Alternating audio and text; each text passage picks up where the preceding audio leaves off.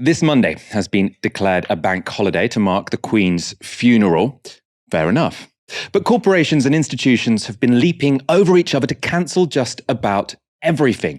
It seems less to do with respect and more projecting a public image, and with little consideration for how it will affect ordinary people. The worst instance here is the decision by some NHS hospital trusts to cancel appointments for surgery, maternity checks, and even some cancer treatments. This is at a time when waiting lists are at a record high. At the end of July, nearly 7 million patients were waiting for an appointment, and nearly 400,000 of them have been waiting for over a year.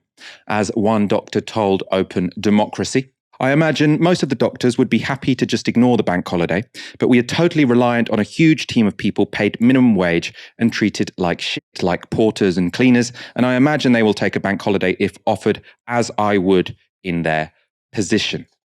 Also a problem is the closure of food banks. One in Southwark tweeted this: "Our service will be closed on Monday the 19th of September to mark our respect on the day of Her Majesty Queen Elizabeth II's state funeral."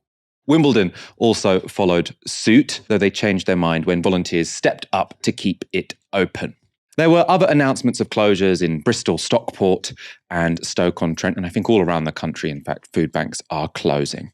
Now, of course, I have no doubt that food banks and hospitals do face a difficult choice here. A last-minute bank holiday was declared, and their staff need breaks too. Other more corporate closures, though, just seem silly. View Cinema have said on the day of the funeral, they will be showing the funeral. They've titled it In Memoriam Her Majesty Queen Elizabeth II's Funeral. They say, "We will be screening the funeral of Her Majesty the Queen Elizabeth in selected UK venues on Monday, live from 10 a.m. Seats will be free of charge, and our retail offering on this day will be limited to complimentary bottled water during the broadcast, with no other snacks or drinks available for purchase. On this day, we will be not showing our normal programme of films." And what I like here is you can see release date, 19th of September 2022, and then you can also click to read the full synopsis of the Queen's funeral. Most other cinema chains are closed altogether, as are fast food chains like McDonald's. One of the funniest closures is Center Parcs. So on Tuesday, they put this out. "Following the announcement of the date of the funeral of Queen Elizabeth II, we have made the decision to close all our UK villages on Monday the 19th of September at 10 a.m. as a mark of respect and to allow as many of our colleagues as possible to be part of this historic moment. Guests who are due to arrive on that Monday should not travel. We will reopen on the Tuesday to welcome guests. All impacted guests will receive an email from us today. Please visit our website for additional information." So at less than a week's notice, and when everything is shutting down, people were asked to change their travel and accommodation plans. And what about people who were due to already be there on that Monday? This is how Center Parcs answered. "Hello, Leanne. If you are staying with us for 7 nights starting Friday, you are welcome to leave your belongings in your lodge and access your accommodation again from 10 a.m. Tuesday. Thanks, Demi." So the people at Center Parcs were kind enough to suggest that though you will be kicked out of your holiday cottage for 24 hours or so, at least you can leave your stuff there. There was then a completely predictable and pretty justified backlash, and Center Parcs responded like this. "Hi Liz, we recognise leaving the village for one night is an inconvenience. We have listened and made the decision to allow guests to remain on village on Monday. However, the village will still be closed, so guests will need to remain in their lodges." So this is now Center Parcs jail in respect of the Queen, but a short time later, realising that Center Parcs jail wasn't particularly good for PR, I assume, or maybe it's fire hazard, I suppose.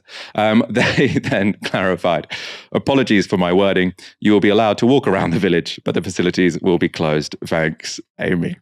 Owen, there is obviously, there's been some discussion on Twitter sort of saying, actually, it's a bit harsh to make a big fuss about food banks closing because this has been declared a bank holiday. If you work in an office, you'll be taking a bank holiday and no one is trying to guilt you to not have that day off. But if you work in a hospital or a food bank, suddenly you're supposed to feel guilty for having a bank holiday off.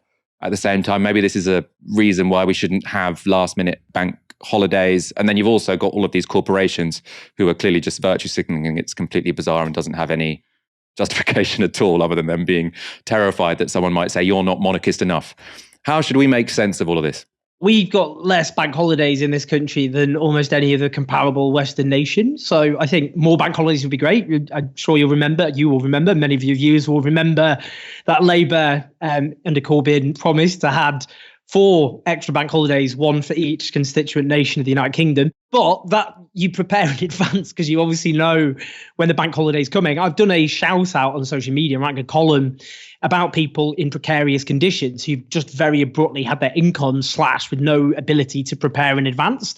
I mean, what we're seeing is what happens if you get a very sudden, abrupt national event declared colliding with an economy which is both precarious, defined by insecurity, low paid, and a cost of living crisis, which is already driving people into immense hardship. So, I've talked to all sorts of people, a kind of very diverse range of professions, from musicians to driving instructors, people, for example, supply teachers, that kind of thing, who were due to be working on that Monday, and now they're each often losing 250, 300 quid.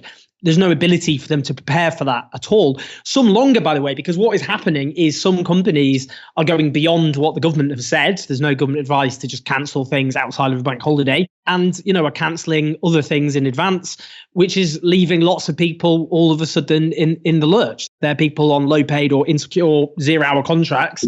They've got families to feed. Their living costs aren't being suspended.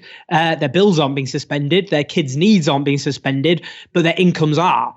And I think, whilst we, I think, rightly campaign for bank holidays, what we're seeing here is actually a kind of total shutdown, by the way, which in lots of ways goes beyond lockdown. I mean, McDonald's drive-thrus still carried on during lockdown. I'm not suggesting those are necessary pillars of British civilization, but I think that just goes as far to show what a total shutdown Monday will represent. And frankly, lots of companies are just scared that a bunch of right-wing newspapers will just burn them alive. They're thinking it's better to overcompensate than to undercompensate, but that's leaving a lot of workers in the lurch.